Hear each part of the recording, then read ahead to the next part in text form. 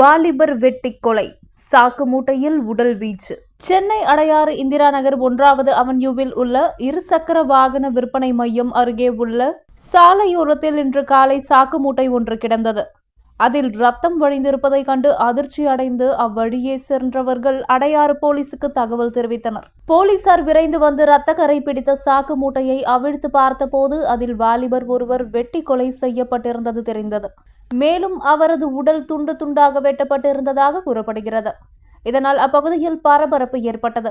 போலீசார் வாலிபரின் உடலை மீட்டு பிரேத பரிசோதனைக்காக ராயப்பேட்டை அரசு மருத்துவமனையில் அனுப்பி வைத்தனர். கொலை செய்யப்பட்ட வாலிபர் யார், எந்த பகுதியை சேர்ந்தவர் என்று தெரியவில்லை. கொலை செய்யப்பட்ட வாலிபருக்கு சுமார் 35 வயது இருக்கும். வடமாநிலத்தவர் தோற்றத்தில் உள்ளார். அவரது தலையில் 3 பலத்த வெட்டுக்காயங்கள் காணப்பட்டது. மேலும் முகத்தில் கையால் அடித்ததற்கான அடையாளங்களும் இருந்தன.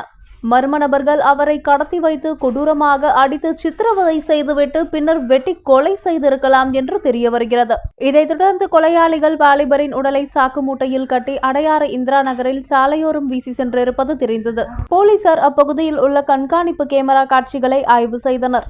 அதில் நேற்று நள்ளிரவு 12:30 மணியளவில் மோட்டார் சைக்கிளில் வரும் 2 மர்ம நபர்கள் வாலிபர் உடல் இருந்த சாக்கு மூட்டையை சாலையோரம் வீசி சென்றிருப்பது பதிவாகியுள்ளது. அவர்கள் பெசன்ட் நகர், திடீர் நகர் பகுதி வழியாக வந்திருப்பது தெரியவந்தது.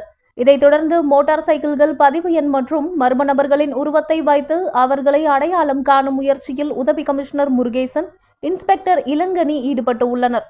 அடையாறு பகுதி முழுவதும் உள்ள கண்காணிப்பு கேமரா பதிவுகளை ஆய்வு செய்து தேடுதல் வேட்டை தீவிரப்படுத்தப்பட்டு உள்ளது.